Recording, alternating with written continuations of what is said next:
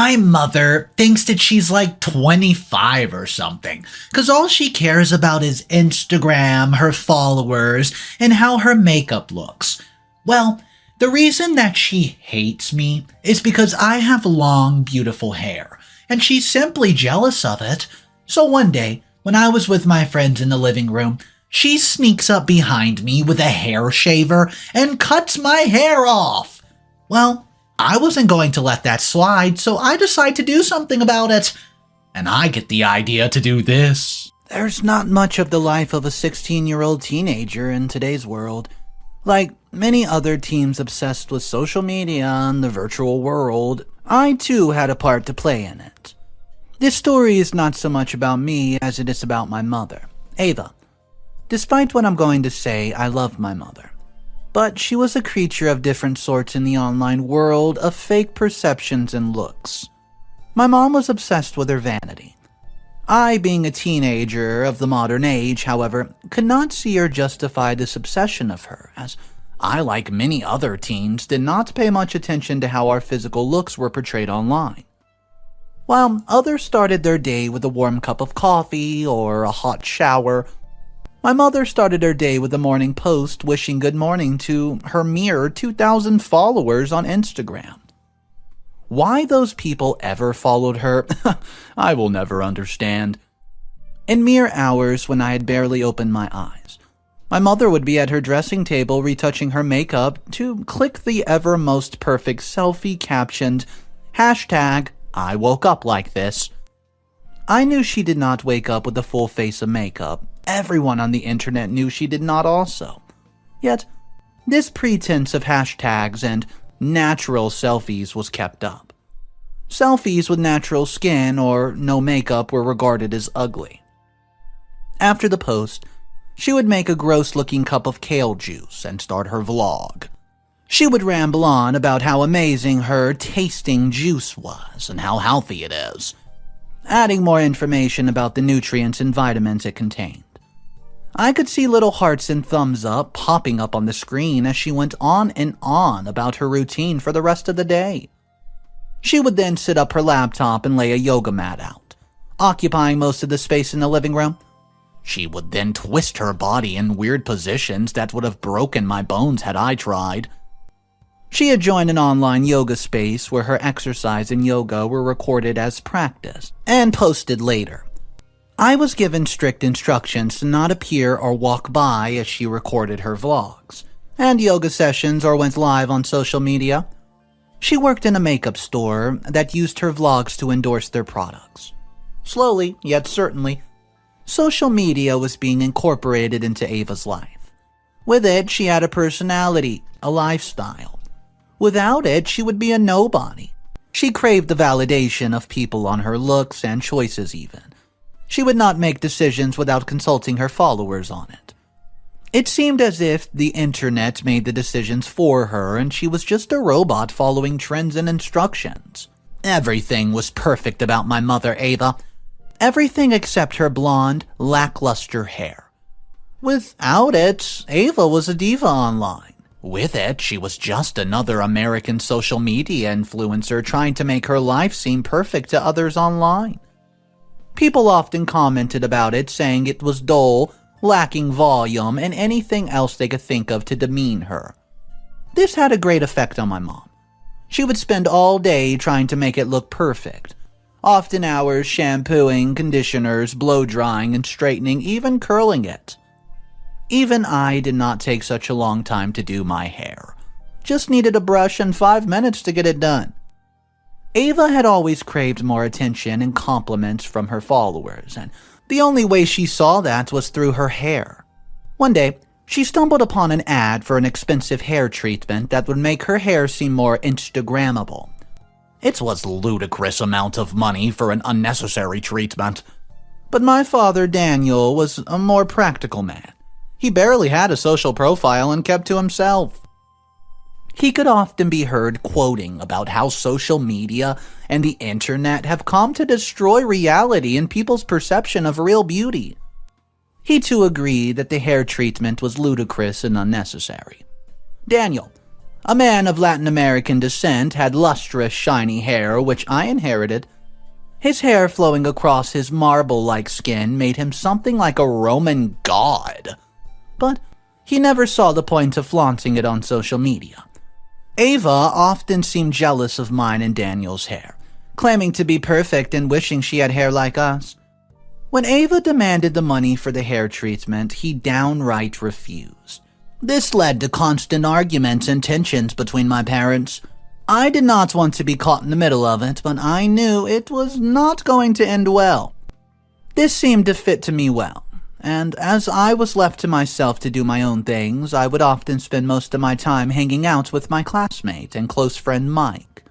We hung out at his house along with other friends, as I didn't want to embarrass myself by making my friends witness my parents' arguments. I might admit that I may have a little crush on Mike. Yeah, and he seemed to reciprocate it too. He and I would blush whenever we were alone with each other. He would often listen to me complain about how I disliked my mom's behavior and offer a shoulder to cry on. The tipping point came when one day, after her constant pleas for the money and Daniel's steadfast rejection of her pleas, Ava decided to divorce Daniel. The news did not come as a shock to me, even though it saddened me. It was clear from her actions that my mother was demonstrating her obsession with her vanity over her own family. I'd already decided that my father would get my custody and I would be happier with him. But things did not go as planned. My mother applied for my custody upon making up claims about my father, claiming he was mentally abusive and manipulative. This was a shocker, as my mother could care less about me. I had Mike and my other friends to comfort me, and I was happy they were getting divorced, but I wanted to stay with my dad, and not my social media-obsessed mother who could care less if I was present or not. I came to understand that it was all part of her master plan. My parents went through with the divorce, and the judge had accepted Ava's claims against Daniel and had given her my custody. Daniel was also required to pay alimony and child support money in a few $100 to $1,000 or so a month. As soon as Ava received the alimony money, she set an appointment at the spa that had posted the ad and went over to get her expensive hair treatment. When Ava came back from the hair appointment, I did not notice a significant change in her hair. They had just added a bit of volume to it and had made it silky soft, almost flowy. I could only wonder about the amount of chemicals doused in her hair. The spa had warned her about the damage it could do to her hair, but Ava had turned a deaf ear and went along with it. In the back of my mind, I knew her hair would eventually start to get damaged, and she would then be devastated. The following year, I witnessed a change in my mother. She became more invested in her social medias and focused more on her looks than before. She spent most of the alimony money buying expensive adornments to show off her post. She received more validation and even gained new followers within a span of a few months. I could not believe people really did stuff like this. But things were not all rainbows and Gucci bags for Ava. She noticed her hair thinning. There were strands of hair everywhere, so much so that it seemed like we had a long-haired pet who shedded. Panic only set in when Ava noticed her hair fall out in bulk. She knew if she did not consult a specialist, she would go bald soon and would lose all her followers. Something which she had put in a lot of hard work and money to gain. So, she rushed and booked an appointment with a doctor she was well acquainted with. He had been the one who suggested she incorporate kale juice and other sugar-free food in her diet and monitor it closely. But he too had warned her about the side effects the therapy would have on her, as if it was not a natural procedure. He did not see a significant need to take the therapy and had advised against it. But to no avail, Ava, blinded by the need to appear perfect on the social media, had gone through with it. Ava sat fidgeting in the doctor's waiting room, a hood over her head. She seemed embarrassed as other patients present in the waiting room looked at her. She did not realize it might be because she was quite a popular figure online now. She thought it was her weird combination of perfect face and body coupled with balding hair that was causing people to give weird looks at her. So, She sighed in relief as she got called in to see the doctor. Ava was left defenseless as the doctor had no cure for her side effects. She was aware of them and had taken the risk knowingly. Another reason Daniel had refused to pay for the treatment. Well, this left her anxious. She channeled that anxiety onto me, and she was constantly angry at me and yelled at me for the smallest of things, as though I was the reason for her deteriorating hair. She seemed jealous that others, even her own daughter, had beautiful, lustrous hair, whereas she had spent an inconsiderable amount of money just to look perfect, but now it's failed her. She was losing followers slowly after not being able to post on social media for a while due to her hair falling out. The divorce had left me in custody of my mom. Even though Dad had paid her child support, I was often left starving alone at home, as Ava went out to expensive lunches and dinners. We were living in the house Ava received as alimony after her divorce from Daniel. Ava had exhausted all of her alimony money and child support in paying for expensive makeup. She tried all sorts of remedies, but none of them worked. The effects of the treatment were coming undone, and she had to find a way to fix it ASAP. The only way left was to buy a wig. But Ava had no money left and decided she would ask Daniel for a small amount that would suffice just for a wig. So, after the divorce, Daniel finally had a break in time for himself. He found peace and solace and fulfilled his duties towards me by paying child support. Ava tried asking for additional money from Daniel, claiming it was not for anything expensive, just a wig. But Daniel refused to play a part in her obsession with her looks and denied her. He had already paid a lot in alimony and child support and was not going to spend a penny more, knowing it was all going into maintaining my mother's looks and not towards me. I was all but minding my own business when one day my mother walks up to me and offers me pizza and candy. I could sense something was up as she did not even look at me anymore. She sat down next to me, and in the sweetest, fakest voice she could muster, she began talking to me, asking how my day went, and I replied that it's good, but decided not to beat around the bush and asked her if, well, there's something that she needed. She asked me to talk to my father about increasing the child support money he was sending her, as it was insufficient for her to look after me. She said she would use it on me and I could finally have the laptop I've been asking for.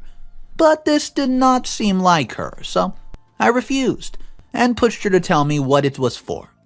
Well, she finally told me it's for the wig, and it should not cost too much.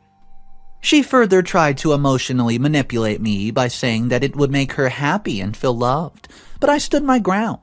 She got up and walked away without so much as a word. Anger was evident on her face. Over the next few days, she neglected me as I did not participate in her devilishly devised plan to obtain more money from father. She would not let me hang out with my friends, so I would have to invite them over and let them bear witness to her behavior and self-obsession. I can't wait until I'm 18, and I would no longer need to be looked after by a parent. I would move in with my dad and leave my mom alone with her superficial looks and Instagram followers. I know I'm not wrong when I say I prefer to be with my dad rather than my mom. And the judge had made a mistake in discerning who was manipulative and abusive. He had the wrong parent and I felt stuck. Well, at least I had Mike and my other friends to rely on and keep me company through my mother's erratic behavior of vlogging and taking selfies. What's up, everybody? Mr. Reddito here. I hope you're having a great day. Wow. This is an insane story so far. There is 2 updates on today's video. Make sure you smash that subscribe button for daily videos, and let's jump into the updates. I want to update you all about the incident that occurred a few days ago. My mother Ava crossed all limits with what she did. I'd invited Mike over to my house to hang out along with some other friends and watch a movie or two. I bought popcorn and Mike bought pizza. We were all set. Ava was nowhere in sight, and I hardly ever saw her around anymore, especially after that day when she had asked me to ask my father to send her an increased amount of child support. What's with her hair now worse than ever? She hid out in her room whenever my friends were here. The movie played along as I chatted with Mike. A few of my friends had started a live stream and we were all discussing the movie.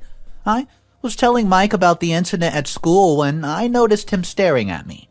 I just kind of blushed and looked away. Mike seemed to notice and said that he was just admiring my beauty.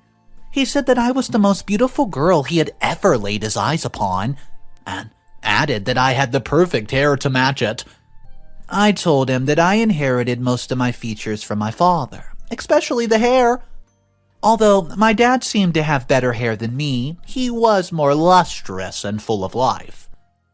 I did not know Ava had been listening to our conversation, and not long after the words uttered, she walked over with a crazy look on her face and went ballistic, screaming that, well, she was the one who had better hair than anyone in the family, and she looked better too. I felt embarrassed to the core as my friends looked on. A few of them even started recording the encounter. They watched as my mother walked over to her room, came back with a trimmer, and started cutting my hair off. I screamed and tried to push her away as she made a mess of my hair. But my friends kept recording it all and just scared to step in and help me. When she was done, she walked back over to her room and slammed the door shut. So, I sat there covered in small bits of my own hair as it scattered all around me, and I eventually broke down into tears and sat there for a while. My friends ended the live stream and came over to console me. They said that I could go against my mother using the recording, and Mike motioned them all to get back home and leave me to myself. I could barely register another word from Mike as I was still in shock and told him that I need to sort it out. This was the end of the mini party we were having, and Mike and my friends left. I wanted to scream and cry. I wanted to bang at the door of my mother's room, and I wanted to take the trimmers and cut off all her hair, just so she could know how it felt. It would hurt her more, as she seemed more attached to her looks than she was to me. But that was not me. I needed comforting and could think of one place to go where I would find it. My father's. So I caught a ride over to where he lived, and with one look at me, the mess of my head, he knew Ava had something to do with it and had done something terrible. I sat there beside him and cried as he tried to console me. Eventually, tired from it all, I fell into a deep slumber. I woke up to a plate of my favorite cookies and a note from Father saying he would be back later and we could talk about what happened. I'm still in shock from all that happened. A hurricane of emotions went over me, but I'm slowly coming to terms with it. I looked at my hair in the mirror and fixed it with a razor, shaving off bits and pieces all over to make myself look presentable. I needed to write it all down somewhere so I did not forget, and you all needed an update, right? So here it is. Update number 2. Hey guys, it's me again. It's been weeks and you all have been asking for an update. I thank everybody for the kind messages and support that I've been receiving. Daniel came over to me after work and I explained all that happened to him, recounting how Ava, in a fit of jealousy, cut off my hair. I had never given a single thought to my looks, but I did not want to lose a part of me that was so pretty. Moreover, I had not expected such an act from Ava. I realized that I craved the love and care from my mother I never had, but that craving was now far gone. Daniel did not take Ava's actions lightly. After I was done recounting the incident, he contacted Child Protective Services, CPS. They arrived in not less than a day and took both of our statements. They advised me to let me stay at my father's place until the matter was resolved by the proper authorities, and Daniel went over to court and filed a custody claim. A lawyer was appointed to us, and we told him all that went down, and he asked for the live recording that my friends had made, as that would help the case tremendously. So, I invited Mike over and he was sympathetic. He said he would get the recording from me and even make statements in court against Ava and her unnatural behavior. The hearing was held and Ava was required to show up.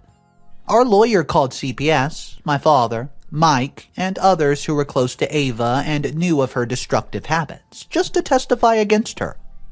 The recording was presented as evidence, and Ava and her lawyers did not have much to fight against the evidence submitted. Our lawyer also mentioned how Ava had deceived the judge in the previous custody hearing by making up lies and wrongly accusing Daniel of being manipulative and abusive. Ava's obsession with social media and her physical look, including how she had the alimony money to use for her hair treatment, and her asking me to lie and ask for more child support from my father, it was also presented. I testified as to how the child support money that was meant for me was used to buy Ava expensive makeup and go on expensive dinners while I was left starving alone at home. Ava sat there dejected as all the truth about her was brought out in court. She did not have an answer to justify her behavior, and so her lawyer sat down.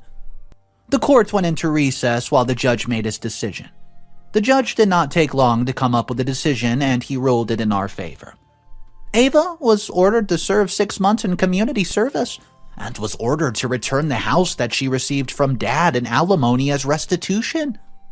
I was overjoyed as my father and I were finally getting the justice we deserved, and Ava was serving time in community service as a way to repent her mistakes.